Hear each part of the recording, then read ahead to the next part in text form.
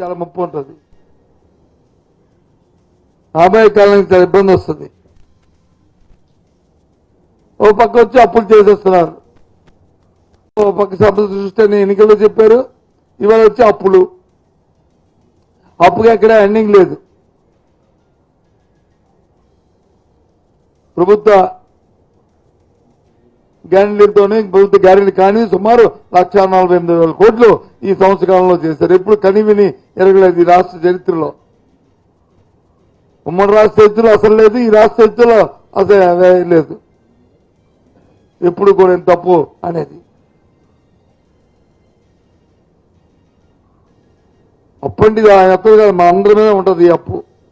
నీ మీద ఉంటుంది, నా మీద ఉంటుంది, రాష్ట్ర ప్రజల మీద, ప్రతి ఒక్కరి మీద ఈ అప్పు భారం ఉంటుంది. ఏ రకంగా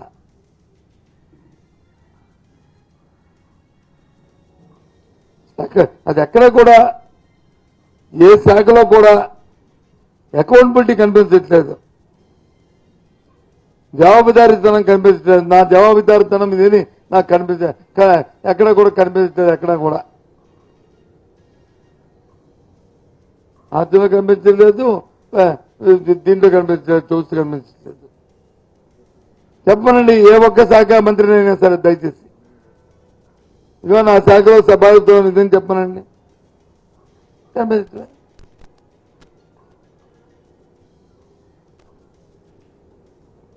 ఓ పక్క వచ్చి పెన్షన్లను గొప్పగా చెప్పుకున్నారు. వీడియో చనిపోతే ఎవరైనా భర్త చనిపోతే భార్యకి వచ్చి వీడియో పెన్షన్ వచ్చి వెంటనే ఇస్తా ఉన్నారు. ఇప్పటికే ప్రతి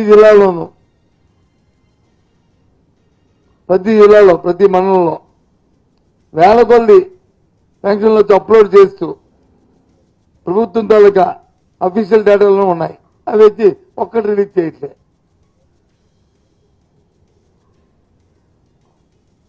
ఏంటి విధానం?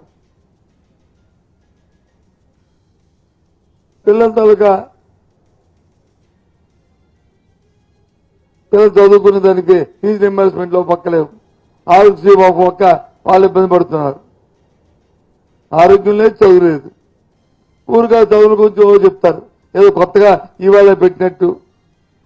సరే, అది వాళ్ళ తాలూకా గ్రేట్నెస్ కోసం వాళ్ళ తాలూకా చెప్పుకుని మాకే అభ్యంతరం లే.